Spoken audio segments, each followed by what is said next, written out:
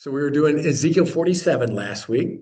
The first part of it was talking about the water that's coming out from the temple, specifically under the south side of the threshold, coming out to the east. And then it goes out and it goes to Jerusalem, which is actually to the south of the temple. And it branches east and west. Once you look over in Zechariah, you see it goes to the Mediterranean as well as the Dead Sea. It goes both ways. And then if you look in the Septuagint, it actually branches north and south also, north to the Galilee and south to the Arabah. And that makes sense because all of the promised land gets water. There'll be fishing in the Dead Sea with fish as big as in the Mediterranean, which is huge. They're big. There'll be trees bearing fruit monthly, a wide variety of trees, not the tree of life, wide variety of trees bearing fruit monthly and leaves for healing, 12 months a year. Then we got to the second part of 47, which was the general boundaries of the promised land during the millennium. And we saw that that was different from the first and second temple periods, and also not the dimensions of Genesis 15. So we'll look more at that and compare various maps tonight. That's where we're going to be digging deeper, is continuing with the dimensions and now going to the tribal allotments tonight in 48. So that's where we're going to be picking up. Again, this is kind of a recap from 47. You can see all four cardinal directions there on the left. And that reminded us of Eden, which watered the land in four directions. And we contrasted that last week also with Revelation 22, saw the differences, right? No tree of life, tree of life. So today, picking up at 48, is a really exciting chapter, really exciting. Just get you psyched. 48, verse 1. These are the names of the tribes, beginning at the northern extreme. Remember, we talked about that. Everything goes from north to south in 48, beginning at the extreme northern side, beside the way of Hethlon to Lebo-Hamath, as far as Hazar Anan, which is on the northern border of Damascus, over and against Hamath, and extending from the east side to the west. Dan, one portion. So the tribe of Dan is the furthest north in our maps. And we'll hit the maps here in a minute, but we'll read through this to get the flavor. That northern boundary was also listed last week in 47. That might sound familiar for you. Verse 2, adjoining the territory of Dan. So that's the north side is Dan. From the east side to the west, Asher, one portion. Notice these are just saying portions, east and west, because we read the boundaries last week, and it said they would be evenly distributed amongst each tribe. Well, that's a challenge for anybody doing the maps. If you've been watching, none of them seem to look exactly the same. We'll see, because you get no further description. You'll see this pattern on every single one. It's just east to west, one portion, over and over.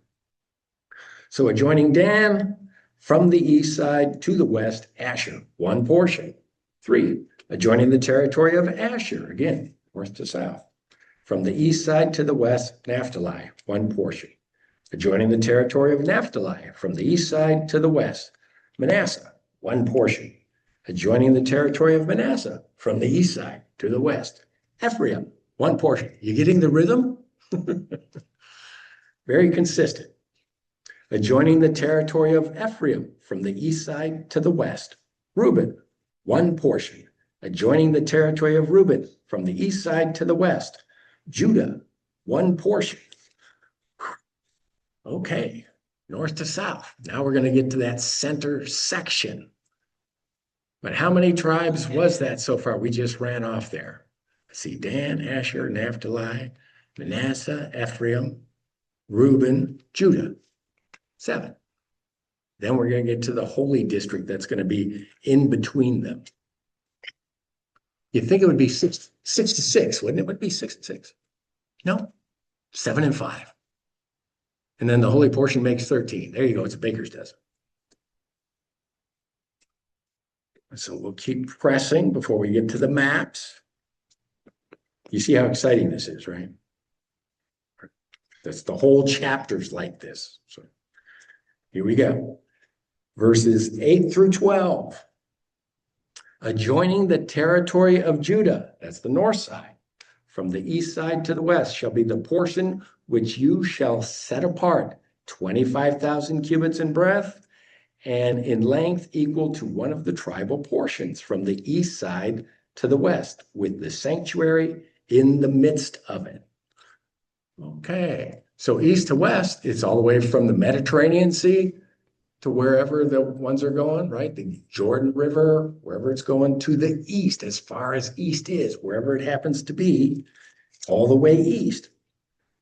Except the holy portion was just 25,000 cubits, so it's going to answer that. It's just in the midst of it is that 25,000 cubits square. So about 8.3 miles square. That's sitting there in the middle.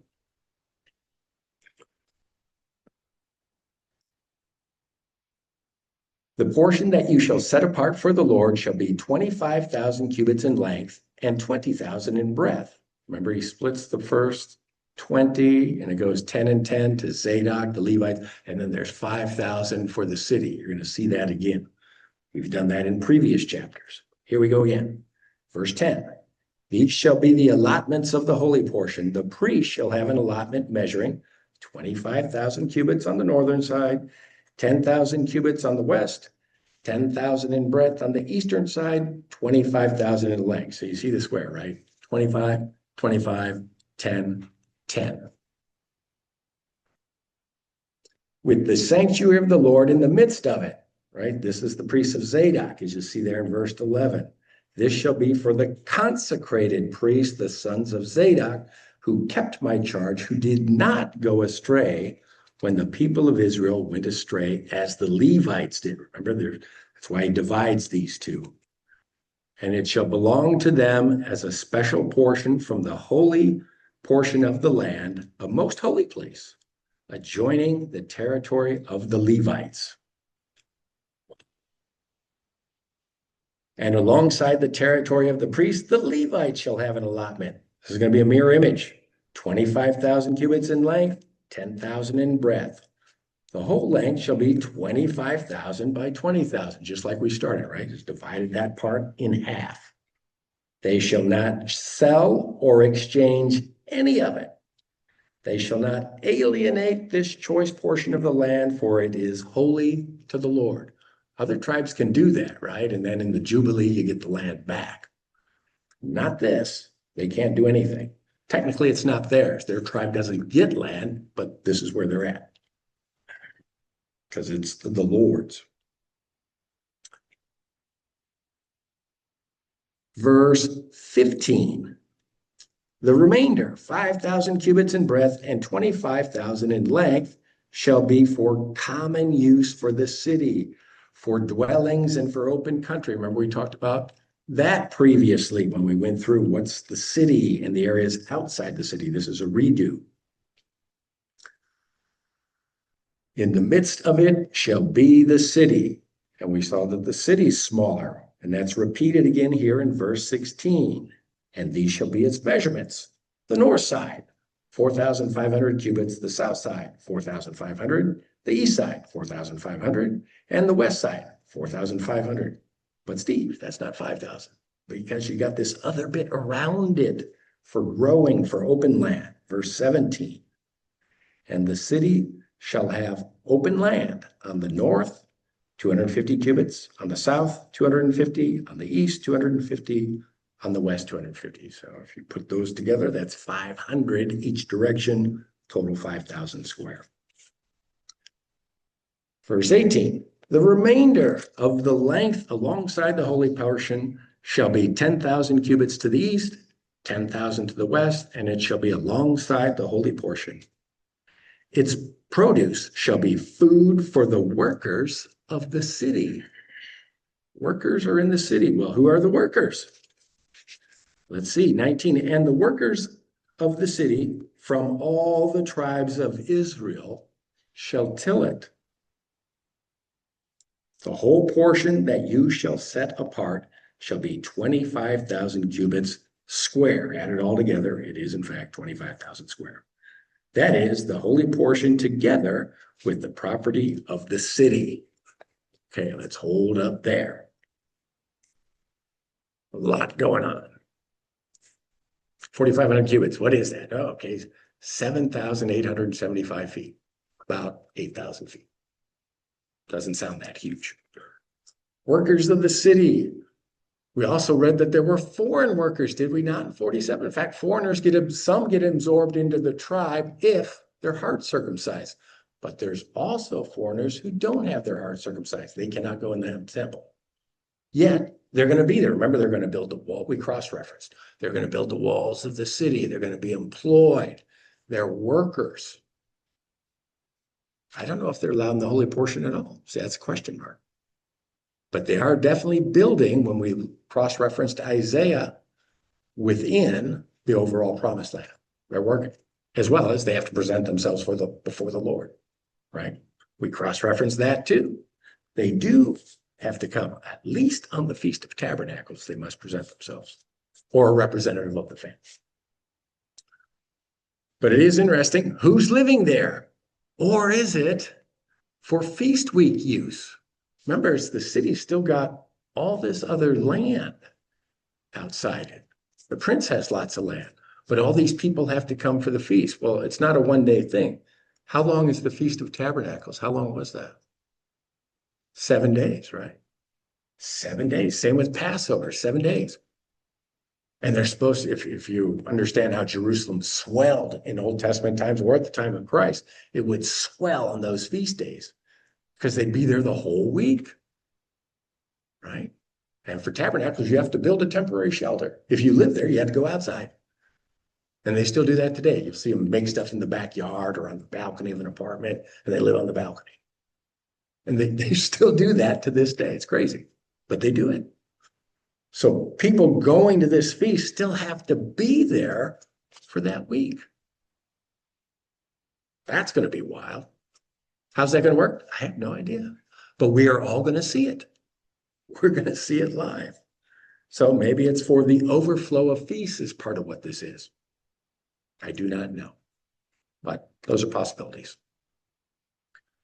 The other possibility, since verse 19 said the workers were from all 12 tribes, are they committing people to some of the work of the city, the common use of work for the Lord? Much like you saw in the time of David and Solomon. They would contribute. Each month there would be a certain number of people that would be there to do work. Each tribe, it revolved. Oh no, doesn't give us those details. Back to 48, we also have that portion to the prince. The graphic I've got up here just shows you the temple, right? So you get at the top, temple is at the top, priests of Zadok. The next border up to that, if we jumped ahead for a second, you would see right above it is the tribal land of Judah, correct? And below it is Benjamin. We'll see that in a minute. But we're working from north to south. So the priests of Zadok are the ones against Judah, then it's the Levites, then it's the city. Easy peasy. Where it says in the midst, that's why you get some people going, oh, well, the temple must be in the middle. And they invert the priests of Zadok and put the Levites up against Judah. But in the midst is putting the holy district in the midst, east and west of the entire portion going out. That's going to become the prince's portion, east and west of the holy allotment. That's where we're going to see in verses 21 and 22. Coming up. But that's why there's confusion on this. You just got to stitch it together in the order it says to go. So here's verse 21 and 22. What remains on both sides of the holy portion and of the property of the city shall belong to the prince. And who's the prince? David. He's named in scripture. The holy portion with the sanctuary of the temple shall be in its midst. It shall be separate from the property of the Levites and the property of the city, which are in the midst of that which belongs to the prince. That's what it's in the midst of. The portions of the prince. Exactly what it says.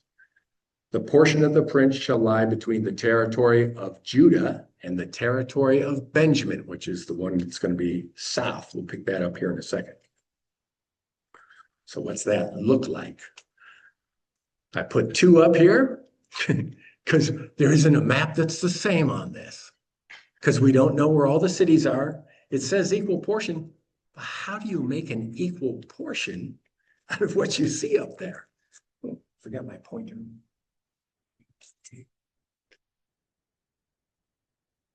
So at least this one has lines on it. They didn't even try over here. Like, we're not sure, which is good. But at least gives you an idea of how do you make this equal? Or here, if you get this kind of a bulge going, because we don't know where the cities are, how do you make that equal portion down here? But God has it. I'm willing to bet.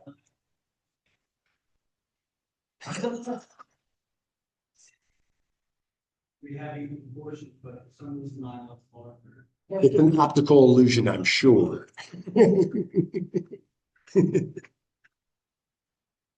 So I don't know, but I do like, on this one, you can see that's in the midst, east and west, you can see the prince's portion, pretty clear. And they do put the border right there at 25,000 cubits, because that's it for that one. That one we know. That one's in black and white. The rest, I don't know, we'll see.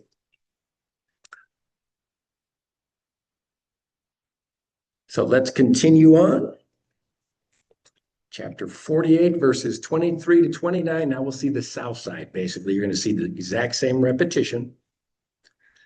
As for the rest of the tribes, from the east side to the west, Benjamin, one portion, adjoining the territory of Benjamin. From the east side to the west, Simeon, one portion, adjoining the territory of Simeon. From the east side to the west, Issachar, one portion, adjoining the territory of Issachar. From the east side to the west, Zebulun, one portion, adjoining the territory of Zebulun. From the east side to the west, Gad, one portion. That's the southernmost point. So 28 is going to be a redo of the southern boundary. And adjoining the territory of Gad to the south, the boundary shall run from Tamar to the waters of Meribah Kadesh, from there along the brook of Egypt to the Great Sea, that's the Mediterranean. The brook of Egypt, Wadi El Arish, not the Nile River, this is a brook. This is the land that you shall allot as an inheritance among the tribes of Israel, and these are their portions, declares the Lord God. That's God speaking. So somewhere south of the Dead Sea is Tamar. We don't know exactly where that is, but it's the easternmost portion, somewhere at the Arabah. And then it goes over to Meribah Kadesh. Usually that's just Kadesh in the Old Testament. It becomes Meribah Kadesh. You'll see that in Deuteronomy 32, because that's where they rebelled, right? And it's those bitter waters that goes, and that's where he strikes the rock and he's not supposed to. All that stuff goes on. That's where they sent the spies out in Kadesh. Numbers 33, 36, 37. You can see that with the spies. And they rebel. So it's very famous, but guess what? We don't know exactly where that is in archaeology. We just know the ballpark. So you'll see it different on different maps. Some have it more in the Arabah, some have it east, some have it west, some have it due south in the middle of things, right near the border, southern border of the Promised Land. Bottom line is, we don't know. Archaeology has lots of different opinions on exactly where. But it goes from Tamar in the east, then it goes to Kadesh, and then it goes to the brook of Egypt, and we don't know which one. There are many fingers when you look in the mountains that feed into the Wadi El Arish. Well, which exact finger? Don't know. Is it the northernmost, central, southern? We only know where it goes out into the Mediterranean. That one you can see any map. Yes, sir.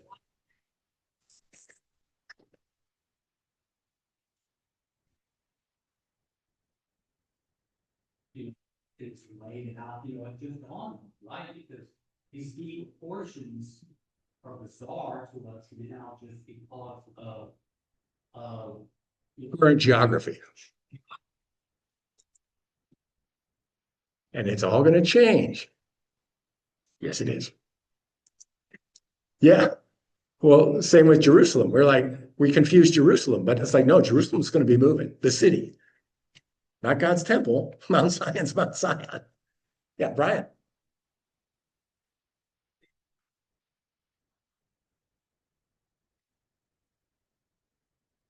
Correct.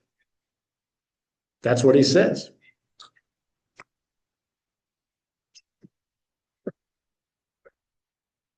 That's a good point. So when he changes the mountains, that little brook may just be one brook. It may not have a lot of fingers anymore. That's a real good point. We're going to see some other ones. We're going to go back and look at how he strikes the Nile too. Yeah, that's how prophecy comes. Well, duh, that's it. Everybody gets it. Duh. That's how I think about the cities we don't know. It's going to be exactly where those cities were in history. God knows exactly where those borders are going to be. We'll be confused. Our maps will vary based on opinion, but he knows exactly where it's going to be. That we can rest assured of. The land is the inheritance to Israel's tribes. How many times have you heard me say that? The land is the inheritance. It is your inheritance. It is my inheritance. Land is our inheritance as well. You could even go to Jesus when he's doing the Sermon on the Mount, right? And the meek shall inherit the earth. Same as you saw in Romans 4 when I did Ezekiel 36. We went right there and it said, oh, well, the land, all of a sudden they said the Greek word cosmos, the earth is one of those translations. The meek shall inherit the earth. Romans 14, we are grafted in as the spiritual offspring of Abraham. Romans chapter 4, right? We have the same inheritance. We're grafted into the same unconditional promises, Abraham, Isaac, and Jacob. Not the law, that's fulfilled. That was conditional. But we count on God being consistent because we're counting on the same one. That's why you see in Ezekiel 47, right at the end, hey, wherever these other people wherever land they go in, they become part of that tribe. Right? We did that not last week, but 2 weeks ago we did that. Just like Caleb, right? Whose father was a Canaanite, listed in Genesis 15 to be wiped out. And there's Caleb representing the tribe of Judah as the spy and was faithful, as Joshua was. But he was a Canaanite. Now he's a Jew of the tribe of Judah. Great example of exactly what Ezekiel 47 is talking about. 48. All those tribulation saints from every tribe, tongue, nation, and language will be absorbed into whichever tribe and treated the same.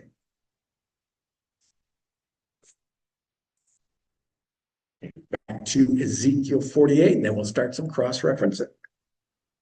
Most of the cross-referencing at the end because it's so exciting, you know. Yes.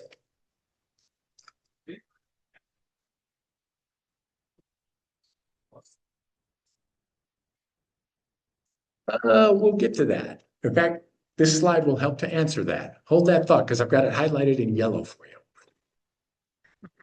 On exactly that. The 12 tribes are almost never the same in Scripture. Old Testament, New Testament, doesn't matter. He picks 12 names, and there's some cool ways he does that to not lie. It's always 12, and we'll take a look at that in a second. Hold that thought. Because let's look at the rest of this, 30 to 35. These shall be the exits of the city. On the north side, which is to be 45,000 cubits by measure, remember that? 3 gates, the gate of Reuben, the gate of Judah, and the gate of Levi. The gates of the city being named after the tribes of Israel. Okay, here we go. We're going to have 12. On the east side, which is to be 4,500 cubits, 3 gates, the gate of Joseph, the gate of Benjamin, and the gate of Dan. On the south side, which is to be 4,500 cubits by measure, 3 gates, the gate of Simeon, the gate of Issachar, and the gate of Zebulun. On the west side, which is to be 4,500 cubits, 3 gates, the gate of Gad, the gate of Asher, and the gate of Naphtali. The circumference of the city shall be 18,000 cubits. Well, that's 4,500 times 4. There you go. And the name of the city from that time on shall be the Lord is there, Jehovah Shammah. Right? The Lord is there, because he really will be there, right? He's in the temple during this. Not spiritually in your heart, physically in the physical temple, ruling there. So we can cross-reference this in a couple places. We're going to go to Numbers chapter 2. This is the tabernacle. You know, the pastor just went through Exodus, but the details of how they set up the camp is actually in Numbers chapter 2. So you want to take a look there. And what you see comparing when you they're setting up the camp and you get these tribes, 3 on each side, is listed there in Numbers chapter 2, verse 3 to 31. Don't worry, we're not going to read all that. But it's all of Numbers 2 is the camp layout. Well, wait a minute. The north side is Dan, Asher, Naphtali, and we just read it's Reuben, Judah, Levi. You see it's different. And then you see the names are a little different. This is what's highlighted in yellow. Joseph. Well, if you say Joseph, who were Joseph's 2 sons from his Egyptian wife? Ephraim and Manasseh. And what happened to them in Genesis chapter 49? He adopts them as his own sons. Remember, he said some Ephraim and Manasseh. And he switches his hands. No, this one's the oldest. No, he's doing it right. Never mind. Ephraim and Manasseh become tribes of Egypt. So if you say Joseph, you're automatically including Ephraim and Manasseh. That's why you see Levi listed. Notice this isn't the land. These are the names over the gates to the city. This isn't a land distribution. So in the naming here, you get Joseph Levi. But in Numbers chapter 2, in the layout for the tabernacle, the Levites are all around the tabernacle in the center. Right? Correct me if I'm wrong. So you get these other ones listed. So to make up for Levi not being listed, you break up Joseph into Ephraim and Manasseh in Numbers chapter 2. You still have 12 names. You still have 3 tribes on each side. Now, if you really do the math on this, you'll form a cross. If you take it literally, you'll form a cross with the long base going to the east, because that's where everything's facing. A little bit thicker, if you do this on a graph paper, and I've done it because I'm a nerd, it'll come out a little thicker to the north than it does to the south. And then, of course, the head of the cross is to the west. Well, why would it be a little more and not perfectly even east and west? Because I think on the cross, the beam was slightly off center that Christ was on. That's my opinion of why. But that's how they moved in formation. They didn't go in a single column. They stayed in that formation. So if you're looking from a plane or an air balloon, you would see a cross. It can't, that cross would then move. Yes. So you don't feel bad.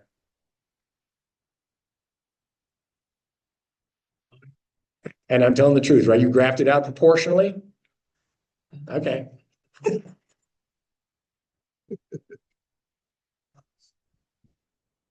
false prophet David, when he was up there, supposed to be cursing. And he's blessing them. Yep. He would have been looking down on them.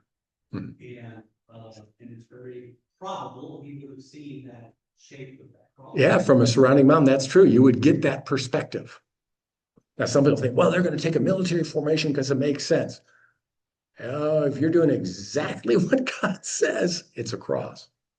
Because God is taking care of the defense, right? That's when he's got the pillar of fire at night and column of smoke during the day. The glory of the Lord was there. He was the rear guard against the Egyptians. He leads them through the land. When it stops, they stop. It's like pretty wild.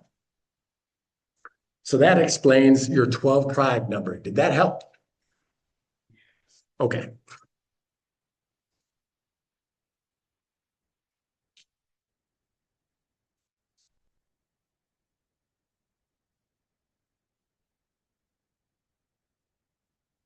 I'm not familiar on that one. Been a while since I've looked at Knights Templar. I've been down lots of rabbit trails. I don't remember them all. I love a rabbit trail. Now I'm going to have to go look at that. Thanks. Oh, okay. Yeah, yeah.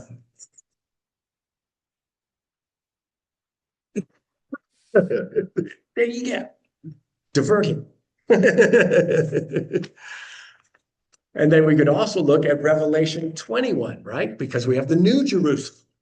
And it says very specifically that the New Jerusalem, the gates of the city have the names of the 12 tribes. It doesn't say which one, but it does say 12 names, 3 on each side, are there on the New Jerusalem. Interesting. Which tribe will you and I be part of? I have no idea. Do we get to pick and choose like in Ezekiel 47, or does Jesus just assign it? If you're a tribe, do you go in through your tribal gate? Because the room Jesus prepared for you is near that tribal gate. He already knows what tribe you and I are in, right? He knows the room he has prepared for us, right? The place he went to prepare us, John chapter 14, New Jerusalem. You have a place, I have a place. We don't know where it is. He knows exactly where it is, and it's prepared for you already. And every other person, even though they haven't come to Christ yet, because Jesus already knows. Losing to one. Can't wait. Can't wait to see. I have no idea how it's going to work out. But the consistency of those names is there. Now, where are the 12 apostles? They're on the foundation of the New Jerusalem, right? The 12 stones of the foundation are the 12 apostles' names. Now, I would think it's going to be Paul instead of Judas, but other than that, it's 12 apostles are the foundation. So you see an inversion, an ellipsis, right? That Israel came first, then the church. And you get to New Jerusalem, the foundation is the apostles. And then the tribes of Israel come on top of that after they're saved. Intentional ellipsis. So let's look at some other things that we can do here. I said I would address Greater Jerusalem. That's a buzz topic within Christian circles, within Jewish circles, within political circles. We'll talk about it several ways that's used. Careful when you hear the term Greater Israel. Different people define this differently. You need to ask what somebody means. Some folks mean the West Bank, which is currently trying to be called Judea and Samaria, because biblically that's what it is. It is in fact Judea and Samaria. Is that all somebody means? That's current a political definition, rather than a biblical or a prophecy definition. Others mean the book of Joshua distribution. Okay. But we've seen that although it's similar, the Ezekiel 47, 48 distribution is not at all the same. You might say, well, the overall boundaries are kind of, some of it's the same. Some of it's not. But the tribal distribution is nothing like it, right?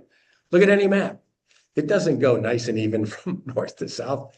It's groups all over the place. Simeon's in the middle of Judea in the south. Judea's in the south. It's not in the north. Things moved all over the place in this distribution. And we'll compare some maps coming up here. Others mean Genesis 15 distribution, which I've said we haven't seen. That's to the river of Egypt, not to the Jordan River, to the Euphrates River, the Great River. Totally different river. That would take you down to the Persian Gulf, not the Dead Sea. See the difference? Ooh, but some people think that the millennium is when this Genesis 15 land will be occupied. So you'll see maps like this. This map is from Tim LaHaye. I love Tim LaHaye. I got lots of his stuff. But what did we just read? I didn't read that we were going in Ezekiel 47, 48 to the Euphrates River. I didn't see it anywhere. I just didn't. Is it in Genesis 15? Absolutely. But you'll see these. So if you see it, that's what somebody's thinking. They're thinking, hey, was the river of Egypt? No, that's the brook of Egypt. That's why the River of Egypt is the Nile. And we've seen what's going to happen to the Nile. God is going to strike the tongue of the Sea of Egypt and the Nile River into 7 channels so his people are going to walk across it in sandals when they return. They're going to be able to walk. No Suez Canal, no go to Suez. We'll look at that here in a minute. But look what they do. Oh, here's a right? Even though the border that we read went to the Jordan River in chapter 47. Uh-oh. Yes, God will get to that point at some point. So let's look at a few things we can cross-reference here. Isaiah 11, 15, 16. I was just kind of alluding to that. But let's look up Isaiah 11, 15, and 16. Would somebody read that for me, please?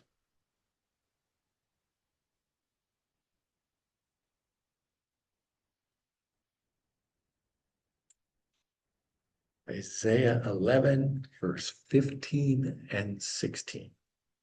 No, see, and will wave his hand over the river, the scorching grass, and strike it into 7 channels. You lead the people across the sandals. There will be a highway for Syria for the remnant that remains of his people, as there was for Israel when they came out from the land of Egypt. Again, we see the Exodus is actually going to be a type and foreshadow of this ultimate return when Christ comes. So where's the tongue of the Sea of Egypt? Is it just the Gulf of Suez and the Suez Canal today? Because we devastated there. He's going to have to strike that too. Or does it include this over here, the Gulf of Aqaba? Normally the promised land, Elat, is right there. That's the southern tip of Israel, southern tip of the promised land, right? It is right here at the Gulf of Aqaba. That's where Solomon had a navy. Ships of Tarshish came in and out of here, as well as in the Mediterranean, because they were going to Rome for 2 years. If he strikes this one too, does that mean the southern boundary moves down here? Because it goes to the water. The answer. I don't know, or is he just talking about this one? So, and here's the Nile River, right? Brook of Egypt, Wadi El Arish, these mountains, right? Pastor and Brian are talking about this. That's all going to get leveled. So it'll be one line forming something down here. Don't know exactly where. Where's Tamar? Where's Kadesh? You don't know. That's our reading. God knows. But the river of Egypt's clear over here. That's going to get struck along with this. That will be in 7 channels. That's a navigable river. You're going to be able to walk over it in sandals. Nowadays known as flip-flops. If you go to the Middle East, I was wearing flip-flops. That's what they sell. In the Bible, it's called sandals. And when you see the sign for sandals, oh, sandals. Flip-flops. What is the Hebrew word sandal? You're going to be able to walk across that as they're returning to the land. No worries about the Suez Canal. No worries about at the minimum, that's the tongue of the Sea of Egypt. Is it just the Gulf of Suez, or is it treating it as the serpent's tongue, the forked tongue? Find out when it happens. I'm not going to make a hard case one way or the other. I'm just throw it out there for you.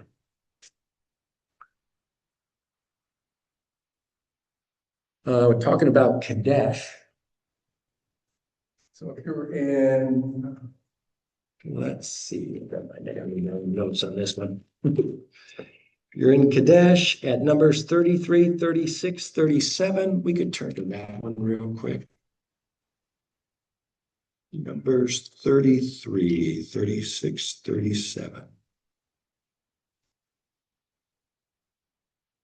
Bonus cross-reference since we got time.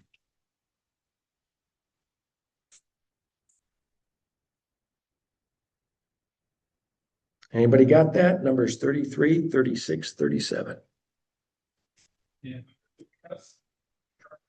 Sons. Boards of the data.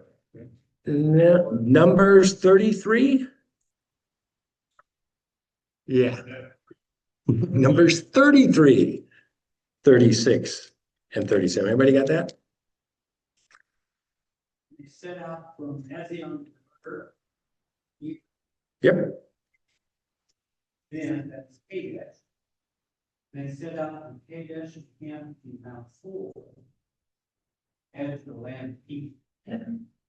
So we did that Kadesh. Well, we don't know exactly where it is, but it's a one-day movement to Ezion Geber. We know exactly where that is. That's this wall of rock right at the end of the Gulf of Aqaba. Elath is the biblical town at the bottom. It's Eilat today. Same place. We know exactly where that is. We know where Mount Hor is. That's where Aaron's buried. I'll show you pictures of that. That's up near Petra, up here on top where the King's Road is, King's Highway. It's up on top. That's a day movement from Kadesh to there. It's in the ballpark, but we don't know exactly where. That's why I let you know that that kind of text, it's a day movement from some key known points, but we don't know exactly where it is. But we know the ballpark. David's empire. Well, again, we're into, well, what do they mean by greater Israel? Hey, we want everything Solomon had. Oh, really? Well, even that's argued about. So here you'll three different opinions on what Solomon had. Because they didn't physically occupy. Physically occupation only went to here. They control so that the kings north of that paid them tribute taxes, right? Like when they're conquered, they would pay somebody else tribute. So that's all they physically occupied. There's the Gulf of Aqaba. That's about where Wadi El Arish is. They didn't make it that far because they never took Gaza, right? Never took the Philistine land. That's why this is yellow. Even up here, they didn't take Phoenicia. Tyre and Sidon is the tribal land of Asher. They never conquered that either. So even if you're arguing here, you have some problems as well. Some other things to look out for with prophecy, since we talk about, the coming land distribution. As Christians, we talk about that because we read it in Ezekiel. We know there'd be a land distribution, right?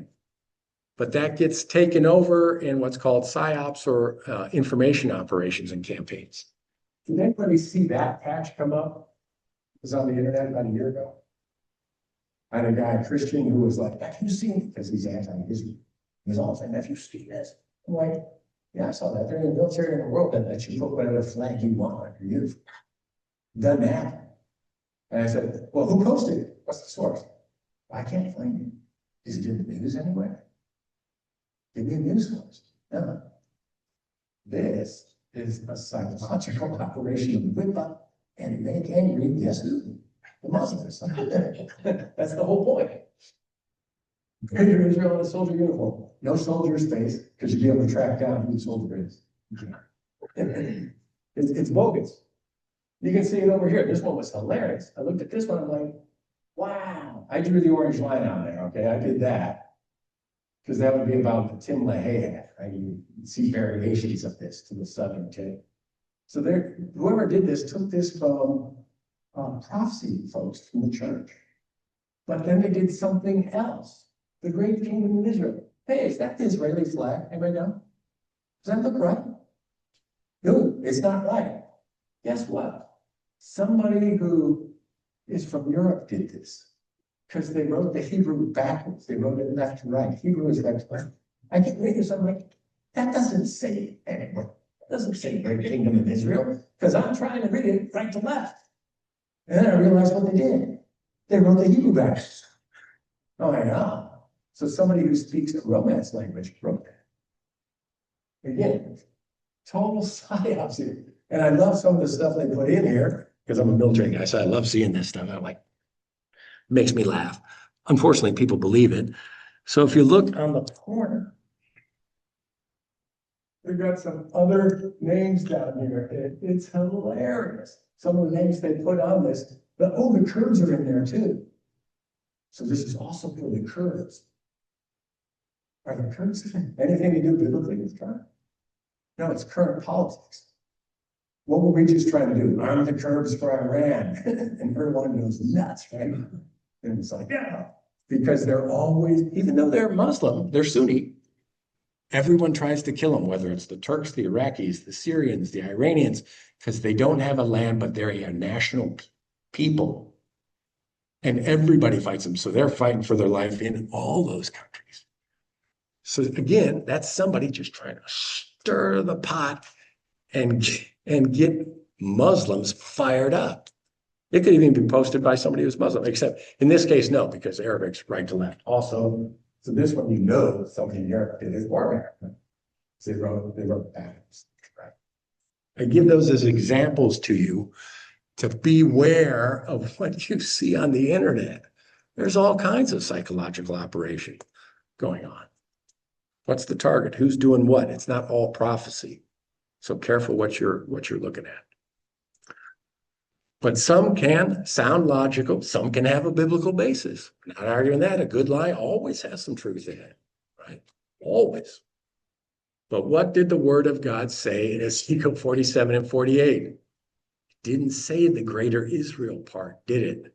It said the brook of Egypt, not the river of Egypt. Completely different word in Hebrew, right? We've been through that. The north limit was between Damascus and Hamath, not the Euphrates. That was in black and white. We don't know exactly where it is, but it's between Hamath and Damascus. That gives us a limit. We don't know where Hamath is, but it's somewhere relatively close to Damascus. Right.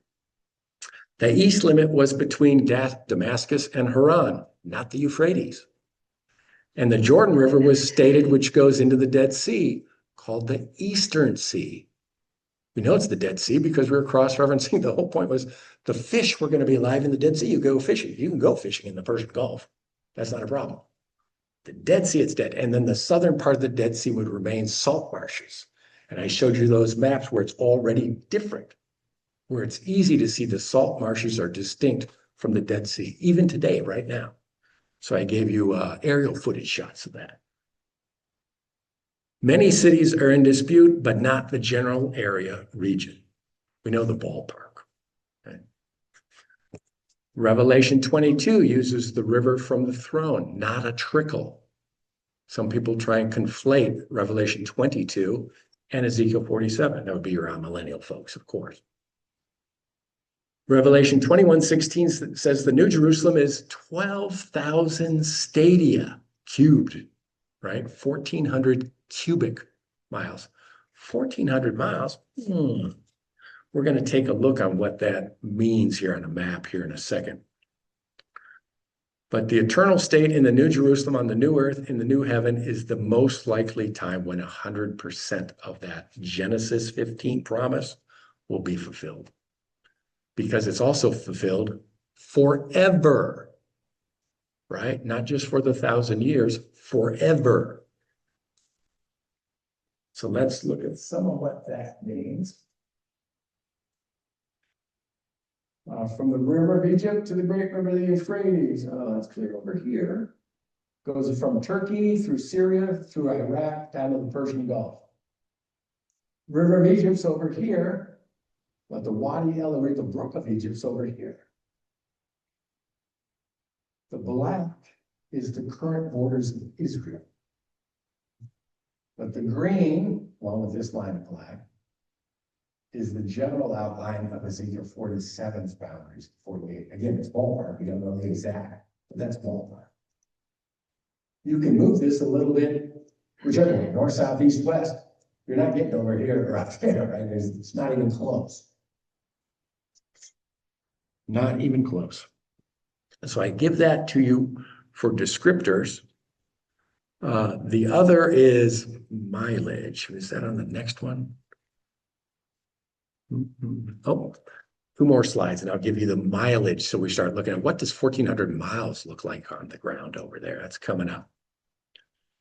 So I give this to you as a modern map perspective.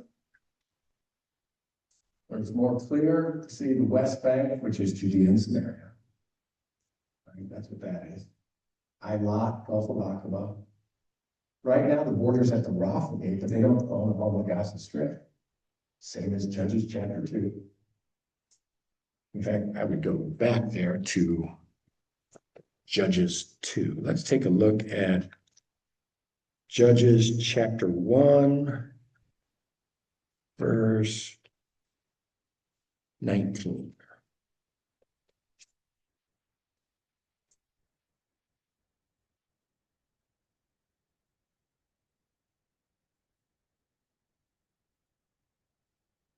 This is a good map to see that I don't know in the Old Testament. We got Judges 1:19. And the Lord was with Judah, and he took possession of the hill country, but he could not drive out the inhabitants of the plain because they had chariots of iron. The inhabitants of the plain got to be down by the Gaza Strip. That's the plain here. 20, Benjamin did not drive out the Jebusites. 27, Manasseh did not drive out the inhabitants of Beth Shean and its villages, or Taanath, or Dor, or Iblaim, or the inhabitants of Megiddo, Armageddon, they couldn't drive out that. It's classic area for battles. For the Canaanites persisted in dwelling in that land. 29, Ephraim did not drive out the Canaanites. 30, Zebulun did not drive out the inhabitants, so the Canaanites lived among them. 31, Asher did not drive out the inhabitants of Akko, or Acre today, or the inhabitants of Sidon. Remember we talked about that, even under David and Solomon, their friend was Hiram, king of Tyre. That was supposed to be the tribal land of Asher. Didn't do it. Naphtali did not drive out the inhabitants of Beth Shemesh and some others. The Amorites pressed the people of Dan back into the hill country. And Dan ended up north, right? You go to Dan, Caesarea Philippi, way up there in the north. They're not supposed to be up there. That's not their allotment. That's just who they could kill. And you see that trend. Now flip over to Judges chapter 2. This is the context is the angel of the Lord is there. And look at verse 3. Would somebody read Judges chapter 2, verse 3?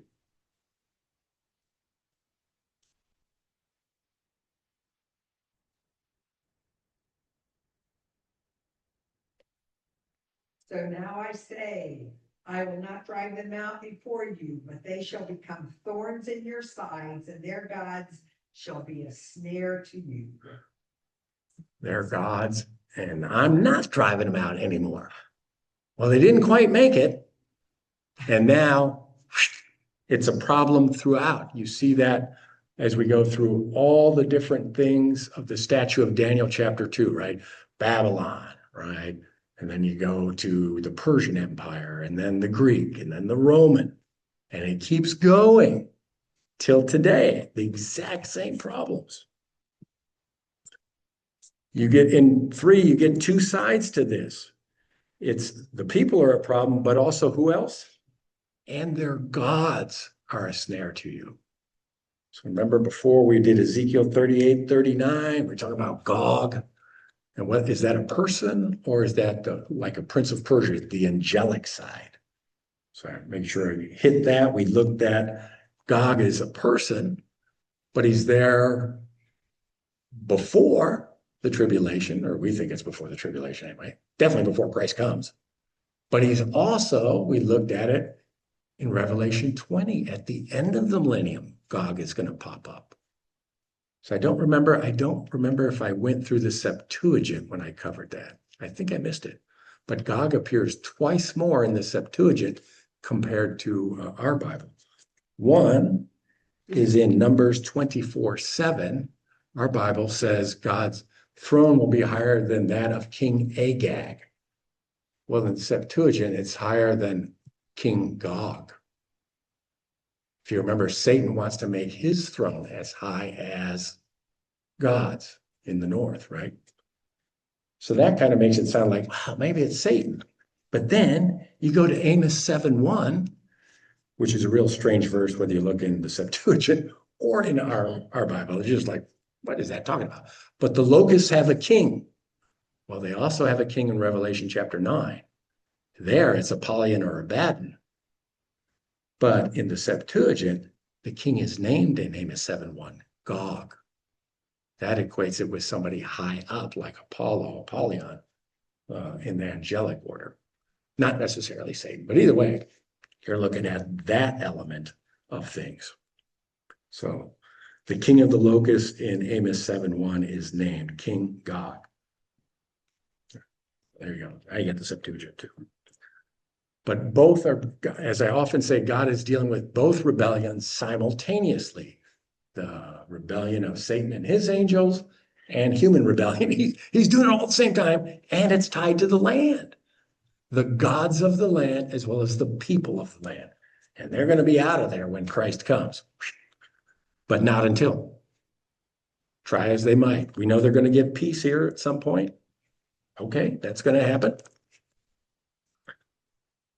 But wow, the stuff going on here. This man is requested to turn off. Yeah.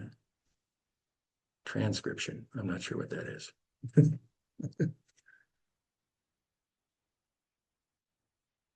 So we see today, again, Gaza Strip area.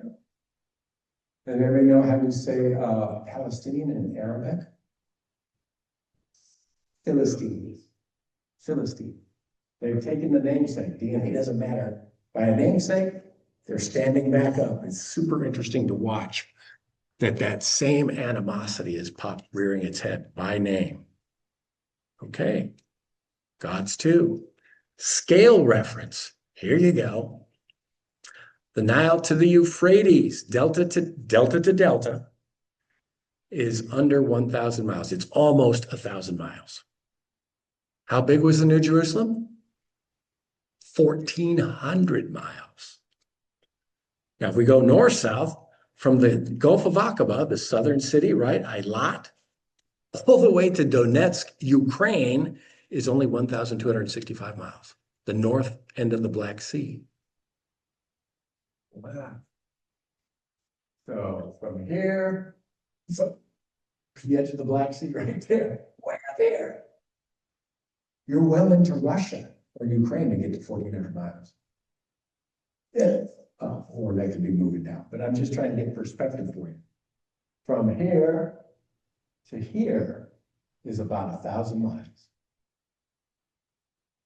For perspective.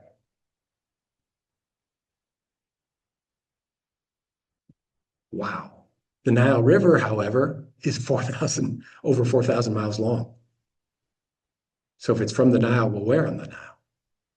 It goes to the Euphrates. Well, that's over 1,700 miles long. I told you the headwaters are in Turkey. What happens when you get the New Jerusalem and the New Earth? And how is the river coming from the throne and then watering out to the earth? I would expect it's going to cover the prerequisite distances. And then it gets into your view of the new earth. Is it a completely new planet? Or is it a purified planet and a restored planet? My point is just scale on this one alone. And again, 1,400 cubic miles. The atmosphere of the earth is only 10 miles. Don't worry, you don't have to breathe. You're in an angelic form. You're good. You're transdimensional. You're not worried about that. Distribution by allotment in Joshua. See what I mean? That's not what we just read at all. From north to south, everybody had an equal band coming right down. Not at all what was in the Old Testament. That's Book of Joshua. Not even close. And they didn't occupy that land. That's why I went to Judges, right? Because that's what they divvied up by allotment, and then they never conquered it, ever. Here's the overlays, doing the best I can, as requested. Current Israel in red, the divided kingdom because it was ever shrinking. They never conquered Phoenicia. They never conquered the Gaza Strip, just like today. They conquered it in the 6-Day War. They had 134 villages of the Jews there. And then in 2005, they gave it back and they bulldozed 134 of those villages, moved their cemeteries and everything out of there because they knew it would be desecrated. They gave the land back. They are not authorized to give away God's land. Didn't work out so well for them. Empire of David and Solomon again. That's not it either. You can see differences here, and occupation only went up to about here, physically. Here's another one, last one, I think. So New Testament times, right? Time of Christ. Change the names, same area. So this is why they're talking about the West Bank as Judea and Samaria. You can see where Judea and Samaria is. The West Bank is of the Jordan River. And that's definitely Judea and Samaria. That's why you see those things. Here it is for comparison. Halfway down the Dead Sea, well, halfway down the Dead Sea. Up here, just short of the Sea of Galilee by the Decapolis. All this, and they're trying to say, no, that's not Israel. I kind of like that Rubio is insisting the whole State Department say Judea and Samaria. I like that. But that ties into our New Testament map, not the map of the time of Joshua. That's why you see that. We covered a lot of ground, but I made it. All right. Any questions, comments on this one? I can't wait to see how this land is going to distribute, because we will come with Christ at his return and we will see all this live as it unfolds. And we'll all go, yeah, oh, there it is, there it is, there it is. Yep.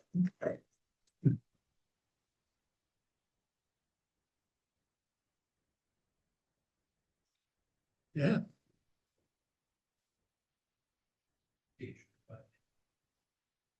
Yeah, that's going to be even cooler.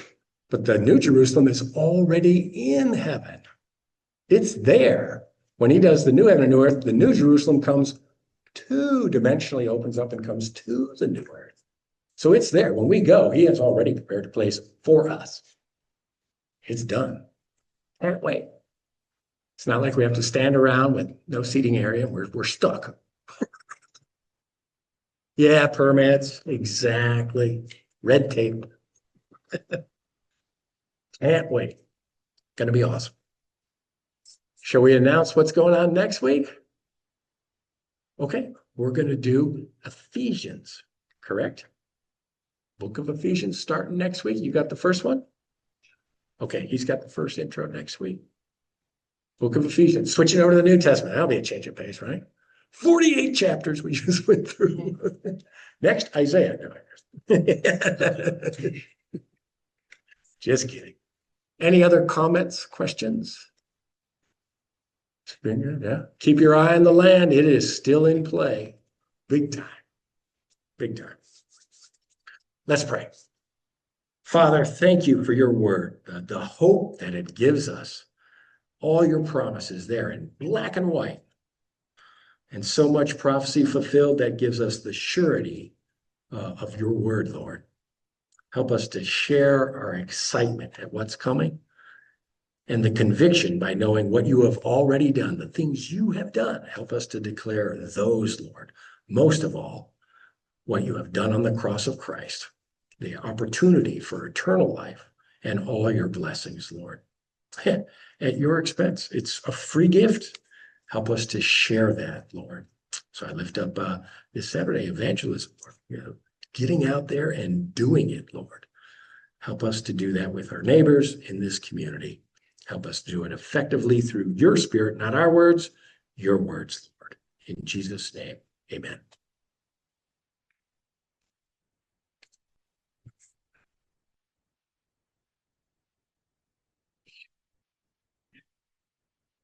Yes, I'm working on that. Can you hear me now? Right, and meeting for, I'll see you, Paul.